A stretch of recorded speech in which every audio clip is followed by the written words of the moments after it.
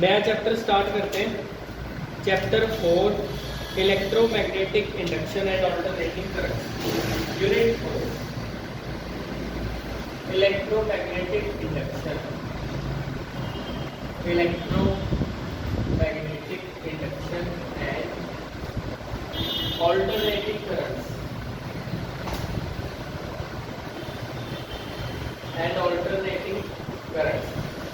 Unit 4 देखो, इस unit में हमारे पास दो चैप्टर है।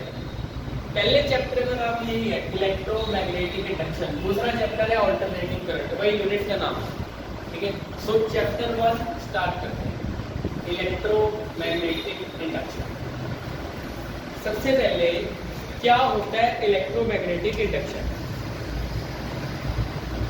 देखो, इलेक्ट्रो मतलब electricity, magnetic induction electricity induce करवाते हैं मैग्नेटिक फील्ड का यूज करके, उसको बोलते हैं इलेक्ट्रोमैग्नेटिक इंडक्शन। आपने वो डीसी मोटर देखी है, डीसी मोटर छोटी सी आती है डीसी मोटर, ठीक है, वो हमारे पास भी होगी। डीसी मोटर है, उसके साथ एलईडी अटैच करो, मोटर के अंदर मैग्नेटिक फील्ड है, उसके अंदर ये सेम इलेक्ट्रोमैग्नेटिक इंडक्शन होती है। उसको थोड़ा सा घुमा दो हाथ के साथ डीसी मोटर को, एलईडी ऑन हो जाएगी। कोई बैटरी नहीं, कोई सेल नहीं, बिना सेल बैटरी के मोटर, डीसी मोटर को थोड़ा सा घुमाना है और एलईडी ऑन हो जाएगी। तो उसमें इलेक्ट्रोमैग्नेटिक इंडक्शन होती है। आपको धीरे धीरे पूरा समझ आ जाएगा इलेक्ट्रोमैग्नेटिक इंडक्शन, ठीक है। सो इलेक्ट्रोमैग्नेटिक इंडक्शन है क्या? सबसे पहले तो ये मैं आपको लिखवाऊंगा, the phenomena of inducing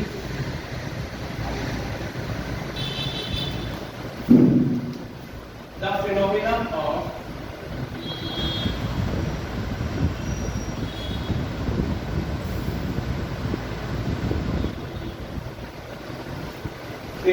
producing electric field, phenomena of producing electric field with the help of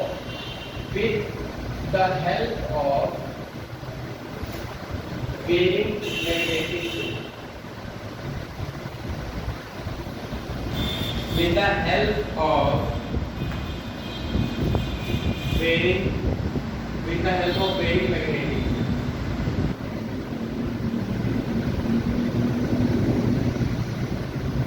Is called electromagnetic induction. हम मैग्नेटिक फील्ड, जो चेंजिंग मैग्नेटिक फील्ड है, वेरिंग मैग्नेटिक फील्ड, जो बार बार जिसकी वैल्यू चेंज हो रही है मैग्नेटिक फील्ड की, उसकी हेल्प से इलेक्ट्रिक फील्ड हम प्रोड्यूस करते हैं, उसको बोलते हैं इलेक्ट्रोमैग्नेटिक इंडक्शन। ये जो इलेक्ट्रोमैग्नेटिक इंडक्शन है, ये सबसे पहले फैराडे और हेनरी एक्सपेरिमेंट से हमें पता लगते हैं। फैराडे ने कुछ एक्सपेरिमेंट किए सबसे पहले, Faraday and Henry experiment.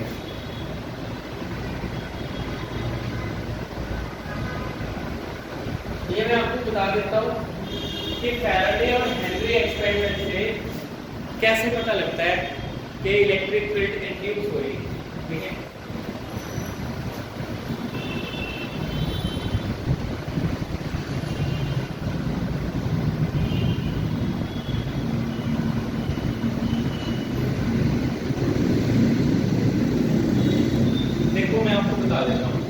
Faraday ने क्या किया, इन्होंने एक कॉइल, मान लो ये मेरे पास एक कॉइल है, ठीक है, ये कॉइल को गैल्वेनोमीटर के साथ कनेक्ट कर दिया। ये गैल्वेनोमीटर है, ठीक है। अब देखो, इसमें कोई सेल नहीं है सर्किट में, कोई बैटरी नहीं है, सिर्फ गैल्वेनोमीटर है और एक कॉइल है, सोलेनॉइड कह सकते हो आप इसको। तो जैसे ही एक मैग्नेट इसके तरफ लेके आए, मैग्नेट पहले इसकी तरफ लेके आए, तो देखा ये डिफ्लेक्शन देनी शुरू करेगी, डिफ्लेक्शन आने लगे इसमें, ठीक है। ये पहली ऑब्जर्वेशन थी। दूसरी ऑब्जर्वेशन, अगर इसे दूर लेके जाने लगे,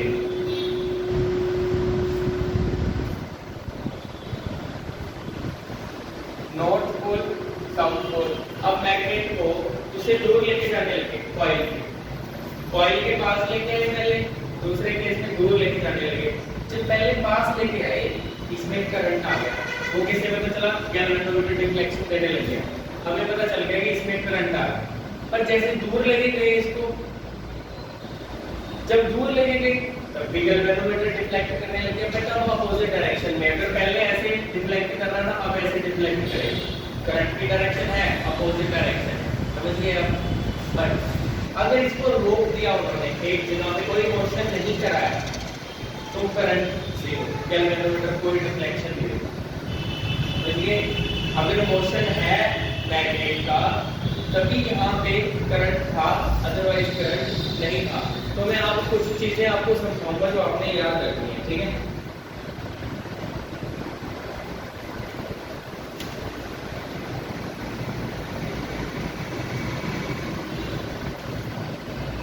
आप इसका ना थोड़ा कंक्लूजन पहले लिख लो आप इसका।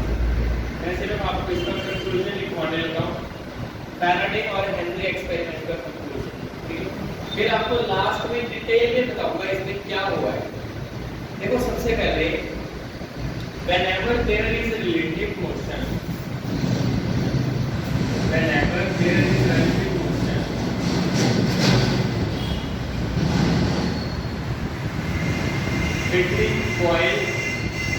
between the coil and a magnet, between coil and magnet, the induced current flows through the coil। पहला कंक्लूजन एक बार लिख लो, फिर एक्सप्लेन करेंगे।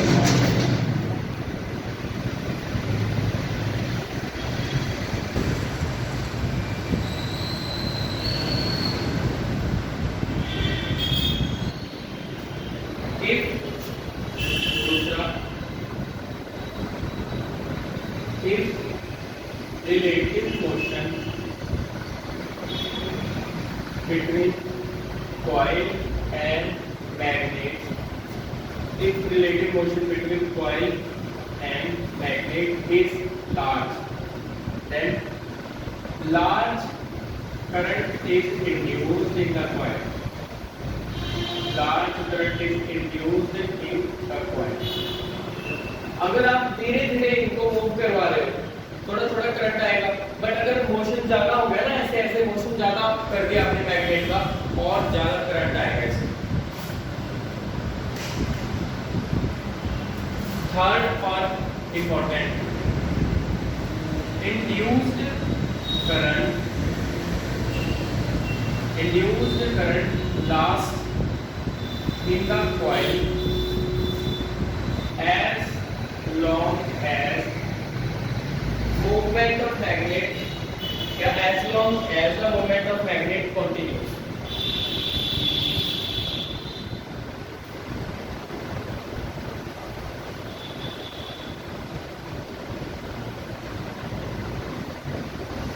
एक बार ये लिखो, मैं फिर एक्सप्लेन करता हूँ आपको पूरा ही। तो अब करते हैं इनको एक्सप्लेन, ठीक है? मैंने आपको बताया कि ये ऑब्जर्वेशन है फैराडे की। अगर मैग्नेट आगे की तरफ आए टुवर्ड्स द कॉइल, तभी करंट इंड्यूस होगा। वो हमें गैल्वेनोमीटर डिफ्लेक्शन देकर बता देगा कि करंट आ गया सर्किट में। अगर आप कॉइल से दूर लेके जा रहे हो मैग्नेट को, तब भी गैल्वेनोमीटर डिफ्लेक्ट कर रहा है, तब भी हमें पता लग रहा है कि करंट आ रहा है, ठीक है? ये ऑब्जर्वेशन थी। अब देखो, ये जो कंक्लूजन है इसका, कब कब करंट आ रहा है? जब दोनों में, कॉइल में और मैग्नेट रिलेटिव मोशन है। जब रिलेटिव मोशन समझ रहे हो, या दोनों में से एक मोशन में है या दोनों मोशन में है। जब मोशन में है तभी करंट इंड्यूस होता है, अदरवाइज नहीं होता। दूसरा पॉइंट, अगर ये मोशन ज्यादा कर दो ना, रिलेटिव मोशन आप फास्ट कर दो, करंट और ज्यादा बढ़ेगा।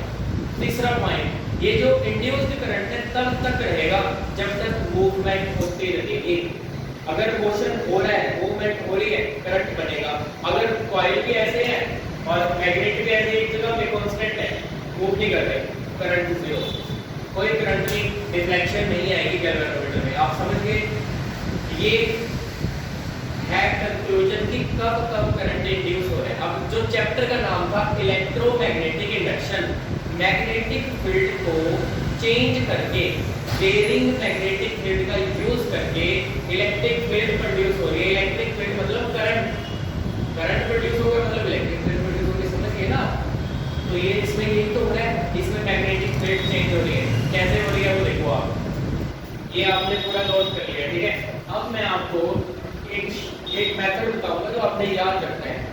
इस पूरे चैप्टर का एक फंडा वो याद रखना है आपने। कोई भी मैग्नेट है उसकी मैग्नेटिक फील्ड कहां से कहां चलती है? नॉर्थ से चलेगी साउथ की तरफ, ऐसे नॉर्थ से साउथ की तरफ ऐसे चलते हैं ना। अब जितनी अगर दूर है मैग्नेट तो इसकी जो मैग्नेटिक फील्ड लाइन है वो भी अभी दूर दूर है, ऐसे अभी दूर है तो दूर है, पर जैसे जैसे पास आता जाएगा इसके मैग्नेटिक जो कॉइल है, कॉइल के साथ जो मैग्नेटिक फील्ड लाइन निकल रही है वो बढ़ती जाएगी ना, मैग्नेटिक फील्ड बढ़ती जाएगी कॉइल की। तो यहाँ पे हम क्या कर रहे हैं? मैग्नेटिक फील्ड को चेंज कर रहे हैं। अब मैग्नेटिक फील्ड चेंज होने पे क्या होगा? एक्चुअली कॉइल का फ्लक्स जो है वो चेंज हो जाएगा। मैग्नेटिक फील्ड चेंज हुई, अब मैग्नेटिक फ्लक्स क्या होता है? Magnetic field into area. Electric flux क्या होता है? Electric field into area. Magnetic flux क्या होता है? Magnetic field into area. तो अगर मैग्नेटिक फील्ड चेंज हो रही है तो मैग्नेटिक फ्लक्स, इसको फाई भी लिखते हैं या फाई एम लिख सकते हैं, तो ये भी क्या हो गया? चेंज। देखो अगर मैग्नेटिक फील्ड चेंज होगी तो फ्लक्स क्या होता है? मैग्नेटिक फील्ड इनटू एरिया, तो मतलब फ्लक्स भी चेंज होगा। तो पहले मैग्नेटिक फील्ड चेंज हुई फिर फ्लक्स चेंज हुआ, पर जैसे किसी भी कॉइल में अगर फ्लक्स चेंज हो जाए तो उसके अंदर ईएमएफ इंड्यूस हो जाता है। ईएमएफ इंड्यूस होने का मतलब है उसकी एक साइड पॉजिटिव हो गई, दूसरी साइड उसकी नेगेटिव हो गई, ठीक है जी? मान लो ये साइड पॉजिटिव हो गई, ये साइड नेगेटिव हो गई। अब पॉजिटिव से नेगेटिव क्या फ्लो करेगा? फिर करंट फ्लो करेगा, समझ गए? तो आप ऐसे मान लो, यहाँ पे मान लो ये पॉजिटिव ये नेगेटिव, ऐसे EMF electromotive force, electromotive force आ जाता है, एक पॉजिटिव हो जाती है एक नेगेटिव, तो करंट जा रहा है पॉजिटिव से अब नेगेटिव की तरफ, ऐसे करंट सेटअप हो गया ना, इंड्यूस्ड करंट। ईएमएफ इंड्यूस होगा मतलब उसके अंदर करंट इंड्यूस हो गया। मेन क्यों हुआ? क्योंकि ईएमएफ हम चेंज कर रहे हैं उसका। जब मैग्नेट आगे आया तब भी मैग्नेटिक फील्ड बढ़ गई, चेंज तो हुई। जब मैग्नेट पीछे गया तब मैग्नेटिक फील्ड क्या हुई? डिक्रीज। और मेन क्या है? मेन है चेंज होनी चाहिए। तो अगर मैग्नेटिक फील्ड चेंज हो रही है, फ्लक्स चेंज होगा। जैसे ही फ्लक्स चेंज हो गया उसमें ईएमएफ इंड्यूस होगा, तो करंट इंड्यूस हो जाएगा, समझ गए आप? और जैसे आगे आ रहा है, मान लो ये पॉजिटिव ये नेगेटिव, जब बैक जाएगा डायरेक्शन चेंज हो गई तो ये पॉजिटिव हो जाता है, ये नेगेटिव हो जाता है, करंट की डायरेक्शन चेंज, समझ गए आप? ऐसे होता है। ये इलेक्ट्रोमैग्नेटिक इंडक्शन का फंडा मैंने आपको समझा दिया जो पूरे चैप्टर में यूज होता है, ठीक है? नोट कर सकते। एक बात आप याद रखना, यहाँ पे हमने मैग्नेटिक फील्ड चेंज किया है। फ्लक्स क्या है? Magnetic field into area, actually B dot A होता है, ठीक है? तो यहाँ पे तो मैग्नेटिक फील्ड चेंज होगी, फ्लक्स चेंज हो गया, पर जरूरी नहीं है कि सिर्फ मैग्नेटिक फील्ड चेंज करके ही इलेक्ट्रोमैग्नेटिक इंडक्शन होती है। हम और तरीके से भी कर सकते हैं। कैसे? फ्लक्स क्या है? B डॉट A, अगर मैं डॉट प्रोडक्ट खत्म करूं तो क्या आएगा? B A cos θ। तो जो फ्लक्स है वो तीन चीजों पे डिपेंड करता है, मैग्नेटिक फील्ड, एरिया और एंगल थीटा। तो अगर तीनों में से कोई भी चेंज करोगे, तीनों में से कुछ भी चेंज होगा तो फ्लक्स चेंज हो जाएगा, फ्लक्स चेंज होगा तो ईएमएफ इंड्यूस होगा, ईएमएफ इंड्यूस होगा तो करंट इंड्यूस हो जाएगा, समझ गए? तो इलेक्ट्रोमैग्नेटिक इंडक्शन हो जाएगी अगर तीनों में से कोई भी चेंज होगा, ये याद रखना।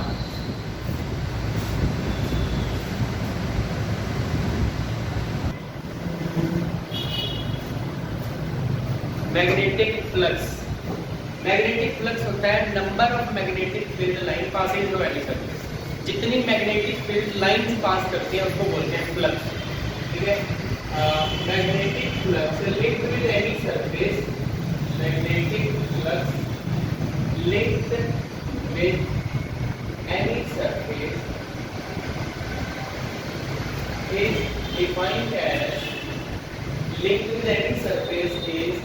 defined as the total number of magnetic field lines, total number of magnetic field lines passing through that surface, passing through that surface.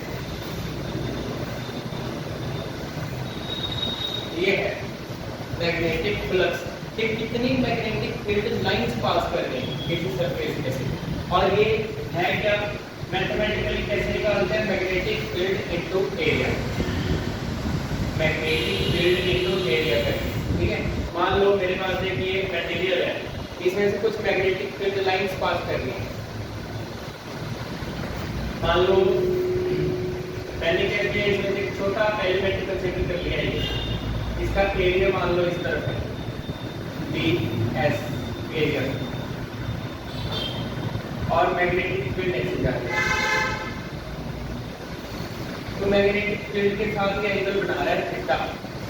तो अगर स्मॉल एलिमेंट का मैग्नेटिक फ्लक्स पता करना हो वो क्या आएगा magnetic field into area. Actually area magnetic field की डायरेक्शन में लेना है, ये मैग्नेटिक फील्ड रहेगा स्ट्रेट। तो देखो ये अगर थीटा है मैं रिजॉल्व करूं जहां पे एंगल है वहां पे क्या आएगा ये ds cos थीटा, जहां पे कुछ भी नहीं है वहां पे क्या आएगा ds sin थीटा, समझ गए ना। जहां पे एंगल है ds को रिजॉल्व कर दिया ds cos, यहां पे कुछ नहीं है ds sin, तो एक ही डायरेक्शन में लेते हैं ds cos और b और ds cos। अब cos थीटा अगर मैं हटा दूं तो अगर मैं cos थीटा हटा दूं तो डॉट प्रोडक्ट आएगा, ठीक है, ये dot product b dot ds, तो ये होता है फ्लक्स, ये स्मॉल एलिमेंट का फ्लक्स आ गया ds। अगर टोटल फ्लक्स पता करना हो पूरे सरफेस का तो इसकी इंटीग्रेशन करनी पड़ेगी हमें ds, ये आ गया मैग्नेटिक फ्लक्स, ठीक है। इसके ऐसा यूनिट क्या मैग्नेटिक फ्लक्स की वेबर बोलते हैं ऐसा यूनिट को।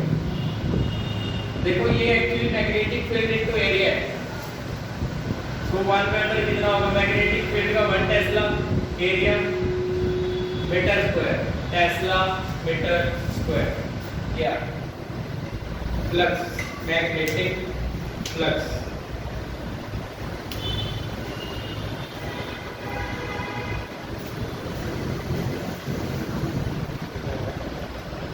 नेक्स्ट टॉपिक करते हैं फैराडेज लॉ।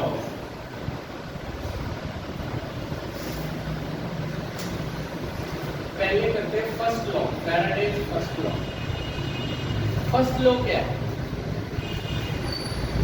देखो, दो पॉइंट है कि जब तक फ्लक्स चेंज नहीं होगा करंट इंड्यूस नहीं होगा, अगर फ्लक्स चेंज होता है तो करंट इंड्यूस होता है। whenever magnetic flux linked with coil, whenever magnetic flux linked with coil or conductor changes, coil or conductor changes, EMF get induced in it, EMF get induced in it। इसका part B, this induced EMF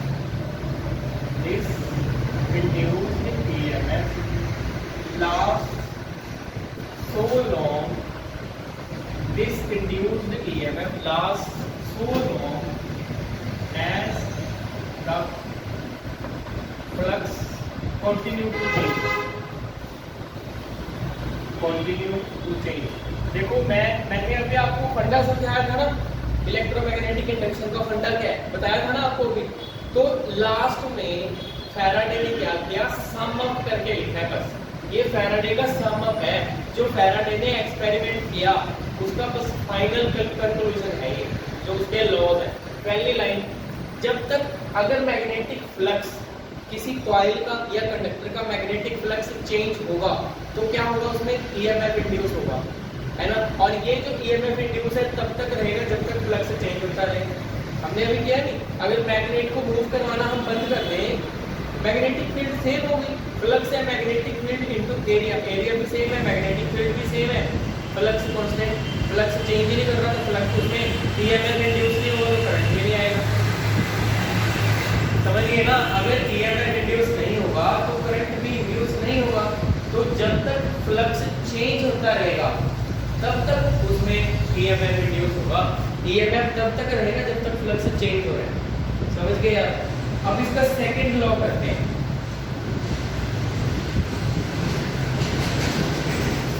second law जो है actually इसकी mathematical form जो first law हमने किया, Faraday's second law. Faraday second law क्या कहता है? The magnitude of induced EMF,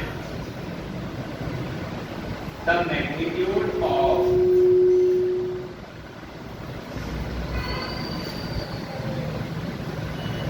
the magnitude of induced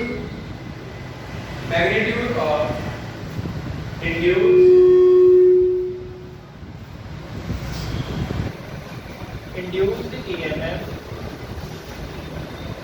is directly proportional to magnitude of induced EMF is directly proportional to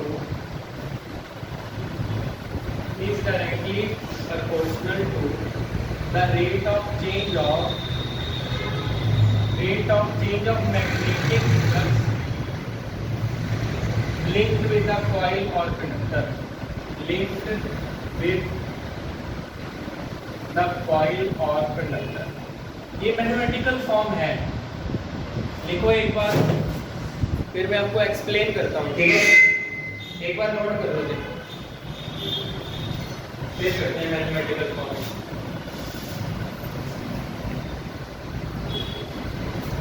second law जो है ये explain करते हैं, ठीक है? वैसे तो इसको बेसिकली आप ऐसे लिख सकते हो, magnitude of induced EMF is epsilon से लिखा जाता है। ईएमएफ को, इंड्यूस्ड ईएमएफ को एप्सिलॉन से लिखते हैं, ठीक है? इसका मैग्नीट्यूड डायरेक्टली प्रोपोर्शनल है rate of change of flux. ये समझ गए? ठीक है। इसके बाद हम इसको ऐसे भी लिख सकते हैं, लेट एट टाइम t1, मान लो t1 पे फ्लक्स है φ1 और आफ्टर टाइम t2 जो फ्लक्स है हमारे पास वो है φ2।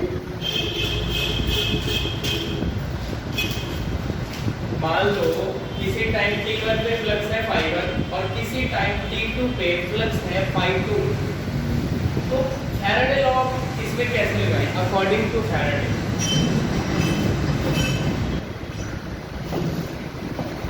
देखो, therefore according to फैराडे जो इंड्यूस्ड ईएमएफ है, इंड्यूस्ड ईएमएफ वो मैं किसके डायरेक्टली प्रोपोर्शनल करूंगा? ये क्या लिखा था हमने? Magnitude of induced EMF is directly proportional to rate of change of flux. मतलब कितना फ्लक्स चेंज हुआ, φ2 - φ1, कितने टाइम में, t2 - t1। ये है, इसमें फैराडे लॉ कैसे लगेगा? तो अगर मैं प्रोपोर्शनैलिटी हटा देता हूं तो क्या आएगा? प्रोपोर्शनैलिटी हटा के हमारे पास आएगा k, और SI यूनिट में k को लेना है 1। In SI units k is always equal to 1। k को 1 पुट कर दो, इंड्यूस्ड ईएमएफ हमारे पास कितना आ गया? φ2 - φ1 डिवाइडेड बाय t2 - t1। ये आ गया। और क्योंकि ये चेंज इन फ्लक्स है φ2 - φ1 और ये चेंज इन टाइम है, तो देयरफॉर मैं इसको ऐसे भी लिख सकता हूँ, d∅/dt मैग्नीट्यूड। ये इसका मैग्नीट्यूड है d∅/dt, काफी इंपॉर्टेंट, ठीक है? ये है फैराडेज के लॉस। अगर किसी कॉइल में, अभी तो हमने एक कॉइल की बात की, अगर कॉइल में नंबर ऑफ टर्न्स n हो, if coil has n turn, ये रिजल्ट है सिर्फ एक टर्न के लिए। अगर n से d मल्टीप्लाई कर देंगे n into D phi by D T, ये इंड्यूस ईएमएफ आ जाएगा हमारे पास n into D phi by D T.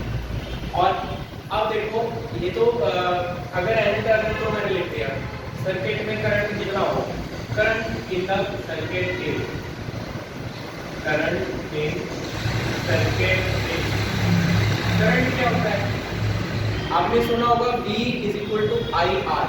Current क्या होगा, voltage by resistance, voltage by resistance, पूरे सर्किट की रेजिस्टेंस, रेजिस्टेंस ऑफ सर्किट आप लिख भी सकते हो, resistance of circuit.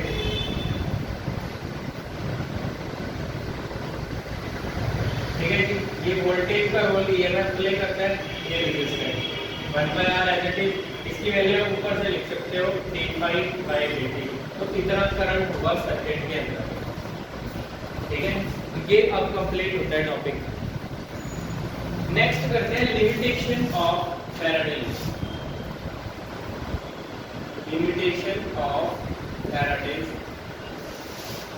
Second law, mainly second law की लिमिटेशन। ठीक है, क्योंकि जो फर्स्ट है उसी की मैथमेटिकल फॉर्म तो सेकंड है।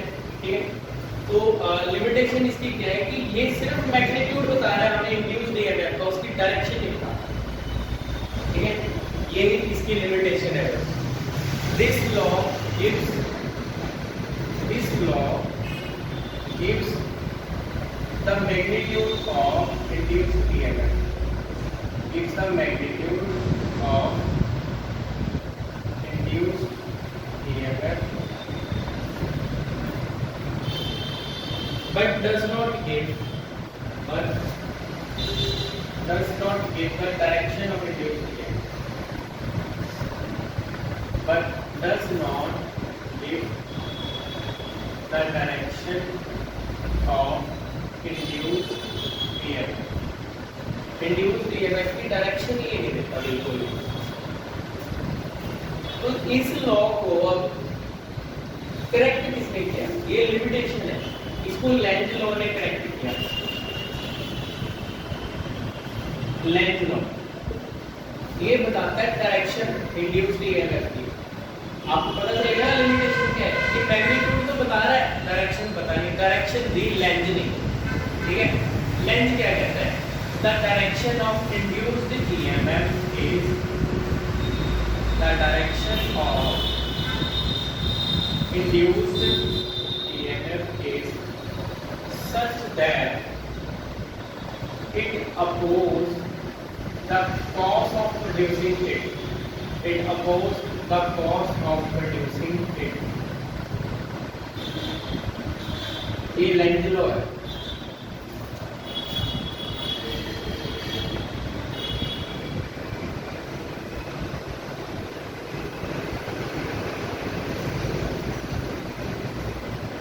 लेंज लॉ ने पहले तो ये बोल दिया देखो कि जो इंड्यूस्ड ईएमएफ की डायरेक्शन है वो इस हिसाब से होगी कि वो अपने आप को और बनने से रोके।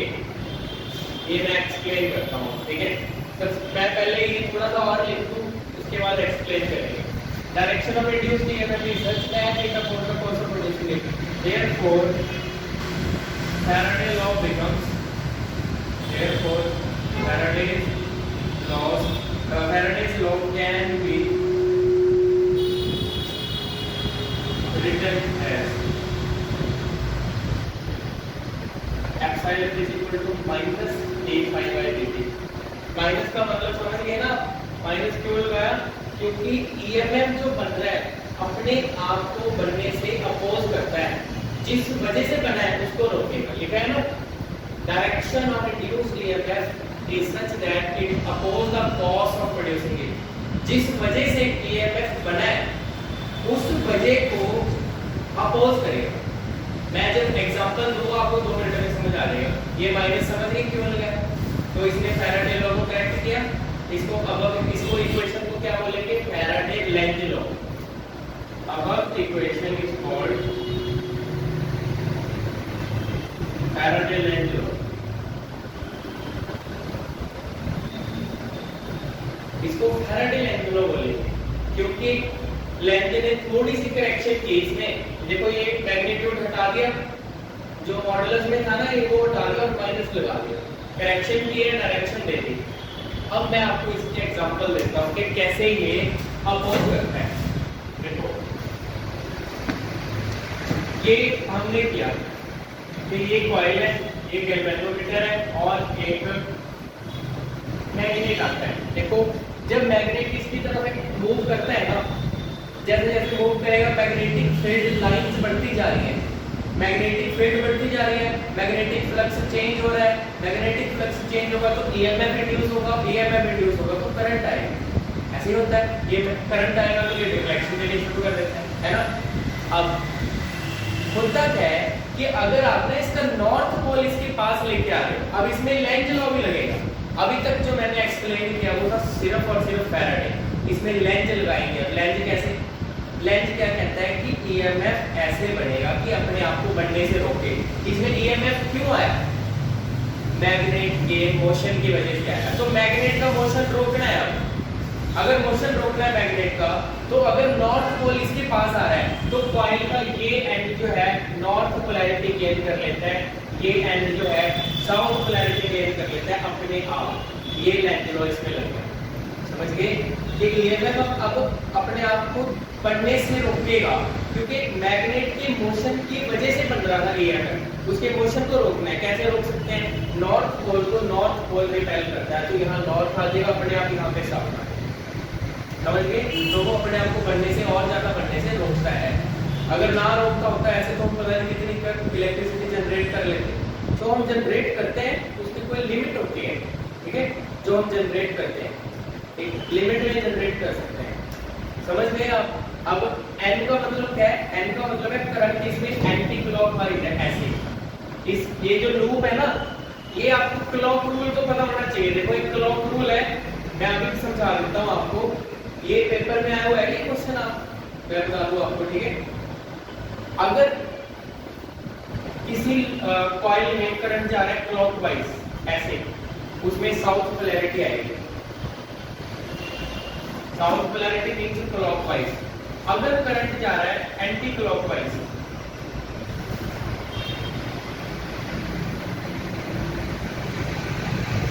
तो उसमें आएगी नॉर्थ पोलैरिटी। इसको क्लॉक रूल बोलते हैं, मतलब यहाँ पे ऐसे जाएगा और इसमें ऐसे जा रहा है। थोड़ा बड़ी गलत है, लूप थोड़ा ऐसे बढ़ेगी, ठीक है ना, मतलब इसमें करंट ऐसे जा रहा है क्लॉकवाइज, साउथ पोलैरिटी है, ये नॉर्थ। थोड़ा मतलब डायग्राम अच्छा नहीं है बट मैंने आपको बता दिया, ठीक है। नॉर्थ में एंटी क्लॉकवाइज होना चाहिए, साउथ में क्लॉकवाइज होना चाहिए, मतलब ऐसे आएगा। ओवरऑल देख लो यार थोड़ा सा, क्योंकि थ्रेडिंग बनाना थोड़ा मुश्किल है यहाँ पे, समझ गए। लेंज लॉ ये है कि ईएमएफ को और बढ़ने से रोकना है। अच्छा एक और साथ के साथ, अगर ये दूर जाए तो, ये कॉइल है, गैल्वेनोमीटर है, अगर ये मैग्नेट दूर जाए तो, अब ये मैग्नेट दूर जा रहा है, इस वजह से मैग्नेट के दूर जाने की वजह से इसमें फ्लक्स आया है ना, लेंज लॉ लगाओ। मैग्नेट दूर जाएगा, मैग्नेटिक फील्ड डिक्रीज करती जा रही है, फ्लक्स चेंज हो गया, क्योंकि मैग्नेटिक फील्ड डिक्रीज कर रही है ना, चेंज हो रही है, फ्लक्स चेंज होगा तो ईएमएफ आएगा, ईएमएफ आएगा तो करंट आया, अब लेंज लॉ लगेगा। जो ईएमएफ आया वो अपने आप को और बढ़ने से रोकेगा। ईएमएफ क्यों आया, मैग्नेट के मोशन की वजह से, मोशन को रोकना है। उसको दूर जाने से कैसे रोक सकते हैं, अगर यहाँ पे साउथ पोलैरिटी है, यहाँ पे नॉर्थ पोलैरिटी, और साउथ पोलैरिटी मतलब करंट यहाँ पे क्लॉकवाइज घूम रहा है, यहाँ पे एंटी क्लॉकवाइज नॉर्थ पोलैरिटी, समझ गए। ये है लेंज लॉ, ऐसे अप्लाई करते हैं। तो डायरेक्शन मैंने आपको बता दिया रिड्यूस ईएमएफ की।